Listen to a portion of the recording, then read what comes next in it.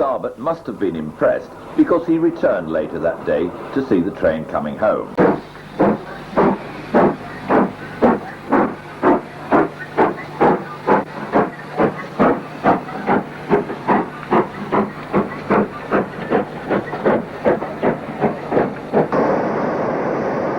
Charles Dickens was one of the few Britannias which spent most of its working life on the London Midland region.